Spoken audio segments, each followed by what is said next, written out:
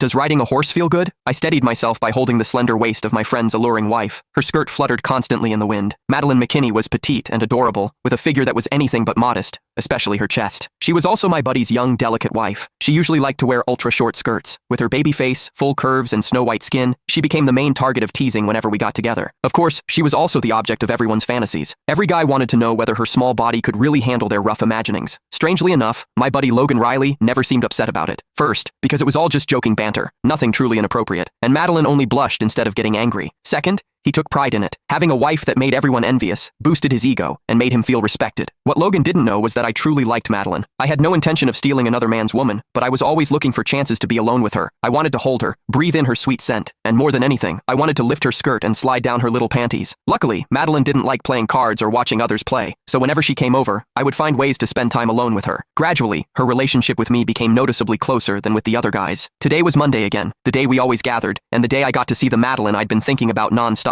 The guys were already seated and had started playing cards. Their girlfriends or wives either sat beside them watching or scrolled through their phones. Only Madeline kept glancing around, clearly not wanting to sit there. I quickly stood up and told everyone I had a writing lesson today and needed to go prepare. No one really cared. They were all busy drawing and playing their cards. Only Madeline looked up at me, her eyes carrying a hint of anticipation. Anyone want to come take a look? You can ride a horse too, I added casually. I do. I'll go. It's so boring here, Madeline said at once and stood up. No one thought much of it. She had always been lively and playful. Let's go. I gestured to her, and she followed happily. Madeline walked in front of me. Her figure was full and curvy, and every step made her skirt lift and fall again. My eyes never left her hips. I kept hoping I'd catch a glimpse of her panties. I wondered what kind of girl this cute liked to wear. Connor, is riding a horse fun? I've seen them a few times before, but they're so tall. I was afraid they'd kick me, so I never dared to try. She suddenly turned back, clearly waiting for my answer. Of course it's fun. When it runs, the feeling is amazing. I'll teach you in a bit. Ha, this was promising. Since Madeline had brought it up herself, I'd take advantage of the moment on horseback. I quickly fitted the horse with a double saddle and led the tall chestnut horse over to her. Wow, it's so tall up close. Madeline stared at it, her eyes sparkling. Come on, I'll help you get up and try. I took her hand and led her to the stirrup on the side. Before she could react, I grabbed her left ankle and placed it into the stirrup. Connor, I'm not ready yet. She grew nervous all at once, but I didn't give her time to hesitate. Push with your right foot. Step into the stirrup with your left. Up! As I spoke, I supported her by the hips and lifted her onto the stirrup. Through the thin fabric of her skirt, what met my hand was soft and springy. I had to admit, Madeline wasn't just well endowed in the chest. Her hips were just as tempting. Then I lifted her right leg over the horse's back and settled her onto the saddle. In the instant she swung over, her skirt flipped high into the air. White thong panties. Two round snow-white cheeks of her bottom were exposed right before my eyes, with only a tiny strip of fabric at the center. So sexy.